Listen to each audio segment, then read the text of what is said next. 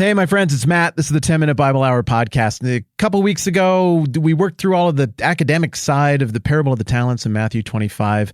And over the last few days, we've been working this through from a different angle. That is the more personal side, like the implication, like just what do we do with this for us? Because it's a very challenging story. It's a very challenging teaching with a lot of implications. And we've been wrestling through the question of, like, what if there was another hypothetical servant who believed everything right and cared about everything and was vested the right way, and just his investments didn't work out?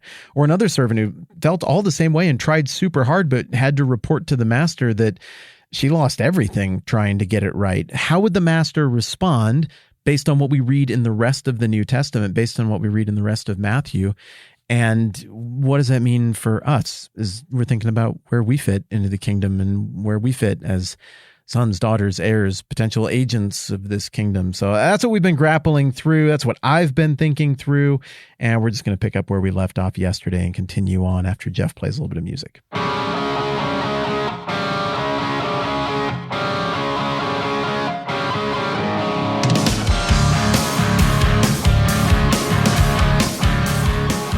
The expectation of the master, the expectation of the king, established throughout the book of Matthew, is that everybody who becomes a kingdom citizen, everybody who's a part of this thing, would, one, bend the knee to the king. Our Father in heaven, hallowed be your name. Your kingdom come, your will be done on earth as it is in heaven.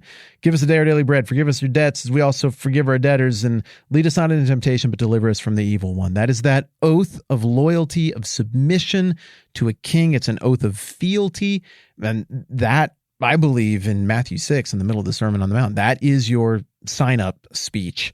That is the thing where if you can say that, and maybe even imperfectly, what you're saying is, this goes against every impulse I have. I want to be my own king, but I defer to you because you're the one true king. I want to have my own kingdom values, but your kingdom values are better. I defer to those.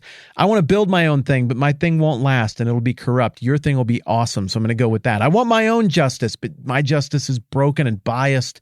Your justice is good. I want to provide for myself. I'm a man of the West. I can handle my own business, but I can't, and I can't actually sustain that. I have to depend on your provision.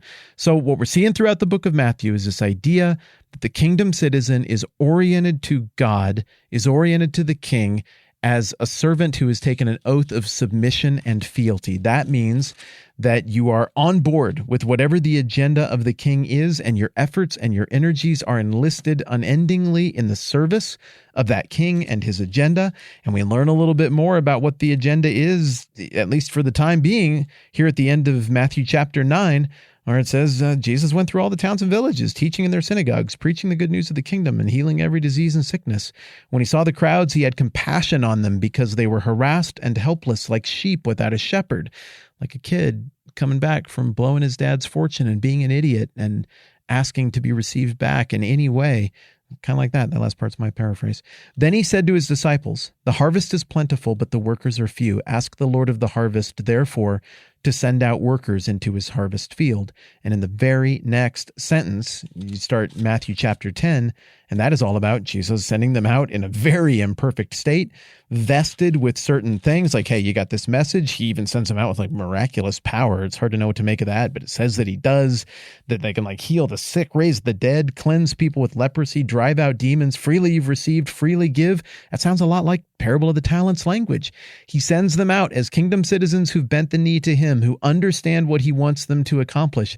He sends them out well equipped, not with swords, bags, money, or a bunch of copper or a bunch of gold or anything like that. He just sends them out equipped with those kingdom values, that kingdom authority. He's like, I go tell people. And then he tells them, sometimes it's going to work and sometimes it's going to not. Aha!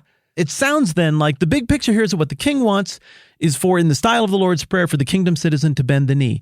Then it sounds like what the king wants is for the kingdom citizen to attentively listen to the agenda of the king for his kingdom, and for the kingdom citizen to then be like, I'm on board with that. I'm going to find a role and I'm going to play a part in accomplishing the thing you said you wanted to get done. And then it sounds like the next thing that happens is that the king vests those kingdom citizens with a certain investment and sends them out to do things that advance the household, the kingdom, the whole grand redemptive project, all of it. And then after that, it sounds like the king even anticipates that sometimes that's totally going to work out. The seed's going to land on that soil it's going to take. And other times it's not going to work out. The seed's going to land on that soil and it's not going to take. The seed is good. It just isn't always going to take. That's how the kingdom is. And so it's okay. So built into everything else we've already seen in Matthew, built into Luke, built into Ephesians 2, is the answer to our completely reasonable question regarding what happens if somebody is vested and takes a big swing as a kingdom citizen and it doesn't work out with the kind of results that we see in this one particular example in Matthew chapter 25. And frankly, I like the way the big picture looks. I like the way the program looks. I like this order of operations. And I like what we see on display about the expectations and the character of the master. It looks like the only thing that's precluded here explicitly in Matthew 25 and the rest of Matthew in general is the person who comes along and acts like the couple at the beginning of Idiocracy. Did you ever see that show? I don't recommend it, or any show. I'm not going to explain the whole scenario to you, but there's this couple at the beginning who probably would have been great parents, but they just keep on not having kids because, the economy, what with the new job? Well, with the move. There's always a reason that they don't, and that's part of the punchline and the plot of the whole story. But likewise, it seems like the one thing that is just precluded in the teachings of Jesus in Matthew 25 and throughout the book of Matthew is the one who's like, man, I really could not do kingdom stuff right now. Like, just look at how earth was, God. I mean, people were being mean. Politics were stupid. Look at how the economy was. We had a pandemic for a couple years in there. Like, you can't, it just wasn't the time to, how people are, and how like church was and culture was. I'm sorry. Here's your investment in me back. I thought it best to do nothing because of how you are. Like, it's pretty clear that is the one action on the part of the servant that just doesn't work. It doesn't make sense. You can't square it with kingdom values. And I suppose somebody could debate like, is that person actually like a member of the household of the king? Or was that person never really in? I don't know. I suppose that's maybe a conversation for another day. And of course, based on what we saw in Ephesians 2 and Luke 15 and other places, like, I don't know. I suppose the master can even forgive that if he wants to, because he knows all the circumstances and his judgments are always right.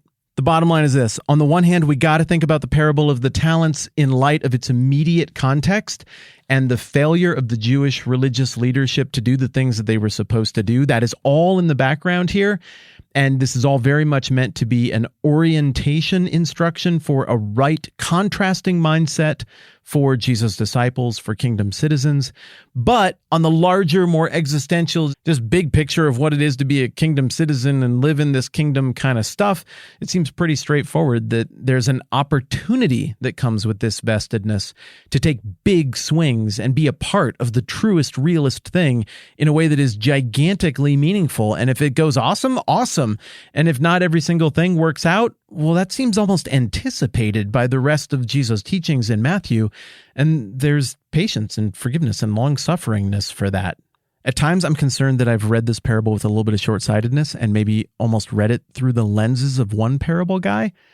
But I think the better way to read it is in that immediate context that we talked about, but also in light of the character of the master that we've also been discussing that's on display throughout the rest of the document. Do you guys remember when I was like, we're just going to take today and we're just going to finish this thing up? I think that was like a week ago, but I needed to process this out. This was important to me. I did this all in one setting. I don't know if you all can tell when I'm doing this or not. Usually these kind of multi-episodes spread out. They're all one time sitting here at the mic, and then I just add in a little break afterwards. And that was the case this time too. I wanted to game this out with you, not write out a big long speech and just read it at you. I wanted to think about this like a person who's actually thinking about it and actually trying to figure out where I fit and what I'm doing with it too, because this whole exercise that we are doing together, like, I haven't solved this. It's not like I went and wrote the whole thing out and then I got a microphone and over the course of a couple of years just gradually recited to you what I'd already written. Like, I'm feeling it out too. That's the whole idea, and the beauty of the arrangement that we have here is that you get to work through this thing with somebody who's actually working on it also. So thanks for engaging with the text in a little different way this week than maybe we normally do. And now we are on to the final part of Jesus' remarks in Matthew chapter 24 and 25 next time around. Again, I got to say thank you real quick to the handful of people who over the last few days decided to help support this thing and make it go at patreon.com/the TMBH podcast. Some of that was pretty humbling that came in there and super helpful. And I always feel fumbling and weird when I try to say thank you. I'm just trying to be a normal, natural human being, but I don't know what to do with my hands because it's just really generous of you. And thank you for helping to make this thing happen. It means a lot. I appreciate you. All right, on to the next stuff, mañana. I'm Matt. This is the 10-Minute Bible Hour podcast. Let's do this again soon.